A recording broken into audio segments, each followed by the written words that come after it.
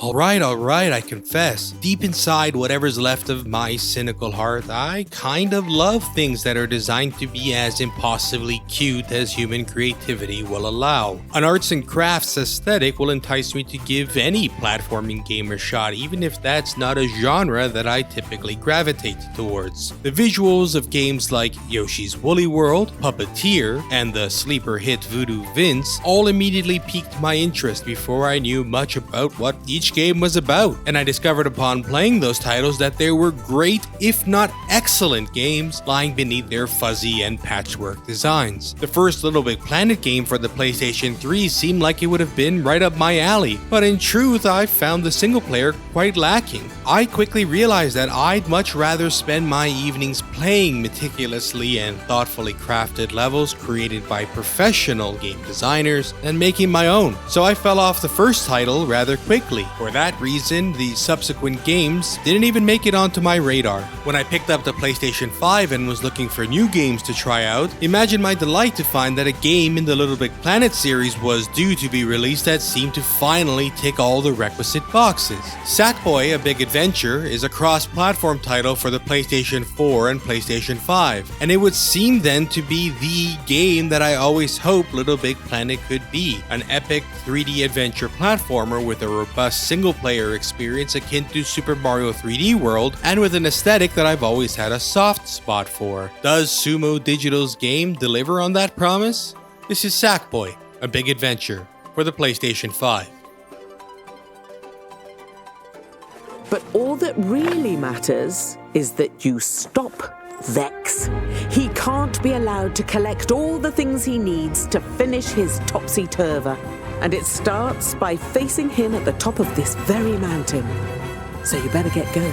Sackboy may not be the most spectacular technical showcase for the PlayStation 5, being a game with an appeal that arguably owes more to its art direction than to the developer's ability to use the Unreal Engine to squeeze every ounce of power from the new console. Which is not to say that Sackboy is a technical slouch. On the contrary, the game runs at a solid 60 frames per second and load times are nearly instantaneous, thanks in no small part to the PS5's advantage using solid-state storage. The presentation on the PS5 is full of little graphical flourishes that just don't exist in the PS4 version of the game running in backwards compatibility mode. There's the added finesses like the yarn thread grasp and move as Sackboy runs through, and volumetric lighting and reflections that give the game's fantastical material realism that extra bit of pop and polish. Things like seeing the high-resolution textures of each character or the bits of stray fibers hanging off of Sackboy in cutscenes makes for a world that feels like it's been lovingly created. It's simply a delight to wander around the game and take in the visual density of different realistic textures that Sumo has used to populate his fantastical world. It may sound funny to say it this way, but to me, Sackboy on the PS5 looks and runs like the way I imagined a PS4 game should look and run, but so rarely did.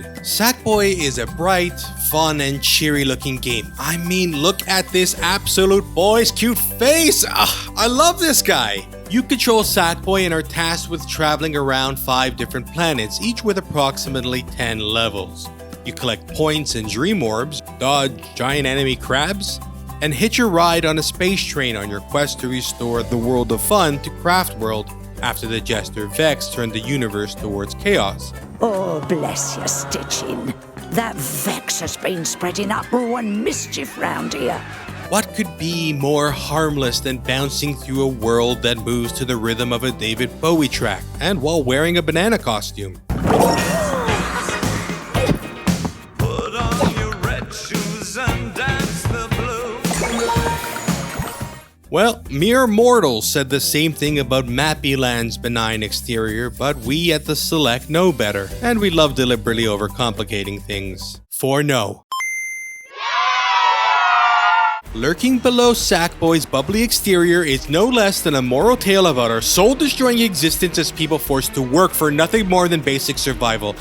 Vex doesn't really throw Cratfsworld into disorder. Oh no, just the opposite. He destroys the carefree, creative utopia of Cratfsworld and conforms it to the rigid discipline of factory work, forcing the creative craftspeople into the alienating monotony of the assembly line. In order for Sackboy to break the chains that Vex uses to bind the craftspeople, Sackboy must become complicit in the same economic system that Vex has imposed on Cratfsworld. Sackboy has to collect dream orbs in order to progress in the game, and you can even recruit up to 3 other players to work together to find more orbs. But what happens to those dream orbs? That's right, Vex takes the dream orbs that Sackboy has rightfully found through his own effort, intelligence, and cooperation, so that he can continue to fuel his infernal factory and keep his exploitative system operating.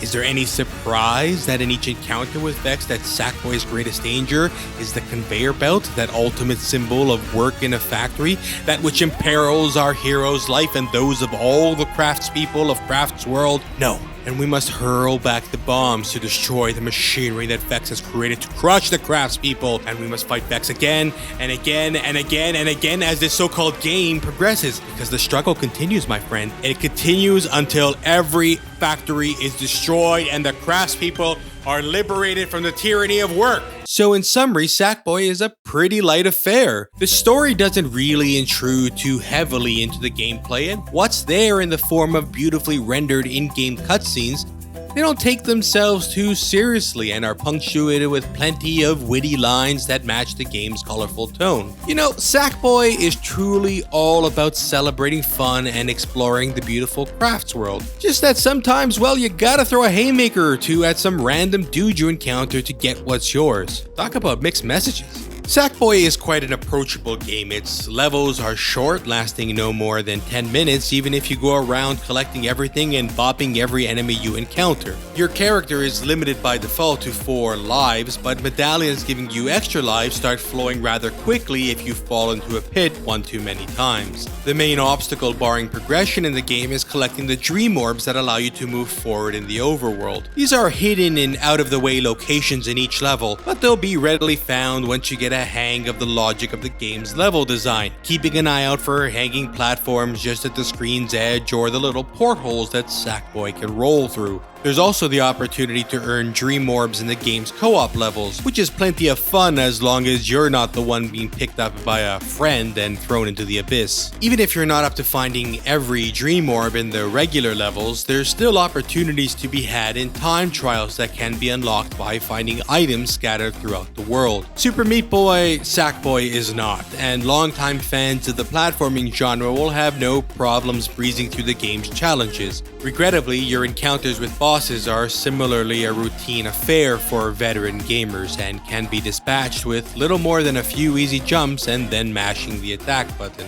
It isn't so much that I expected Sackboy to be a challenging game. That isn't always what I'm after. Titles like Demon's Souls more than fill that gap in my life, and I'm glad that there are titles like Sackboy that aren't necessarily all that demanding to play. It's just that some greater variety in combat, particularly in boss encounters, which could serve as elaborate capstones to a world, would prevent these fights from feeling too one-dimensional. As they are, the fights seem to end almost before they even begin. I teased about the possible thematic meanings behind the conveyor belt design in encounters with Vex, but there's really no redeeming gameplay reason for the boss fight to take basically the same form each time you encounter him. For what is by design a rather approachable game, instead what can sometimes be the biggest challenge Sackboy throws at you is grappling with the unresponsive controls in a 3D environment. The game suffers 2 main problems. First, there's the issue of accurately judging space given the camera's perspective in a 3D platformer, an issue that has been present more or less since the advent of the genre. I like to call this the Crash Bandicoot effect, where aesthetic choices such as camera placement or how the character is presented, including whether or not a shadow is drawn, prevent you from properly assessing where your character's position is in 3D space. This is where you fall to your death because the busy backgrounds belie the fact that there's a gap between a platform and a wall, or you miss a critical jump by not realizing that your character is no longer going in a straight line as the world turns around you.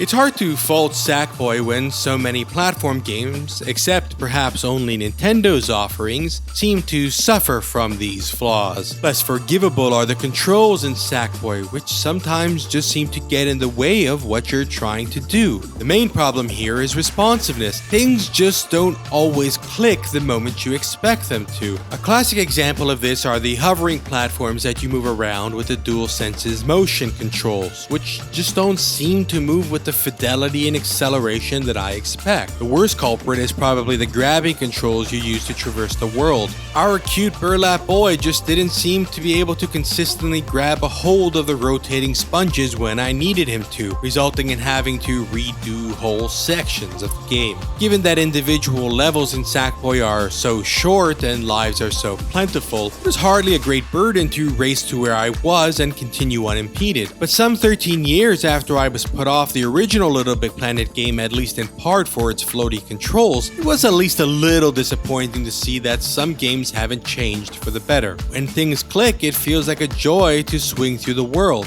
When they don't, you're left feeling that the controls have betrayed you.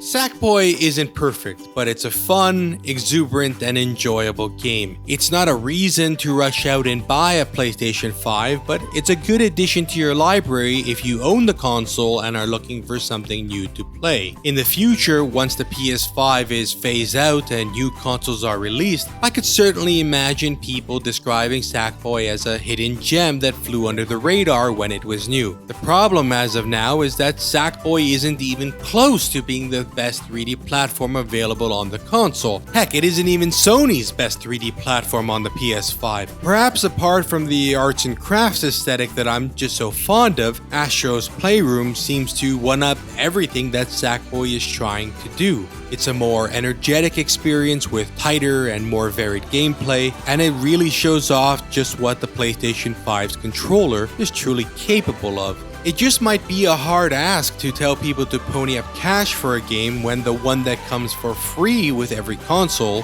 if you can find one, is just that much better. Thanks for watching. If you like our approach to games coverage at The Select and that we aren't afraid of sharing our harebrained conspiracy theories, we would appreciate your support by liking this video and subscribing to our channel. We create videos for The Select that are guided by our personal interests, and your support makes that possible.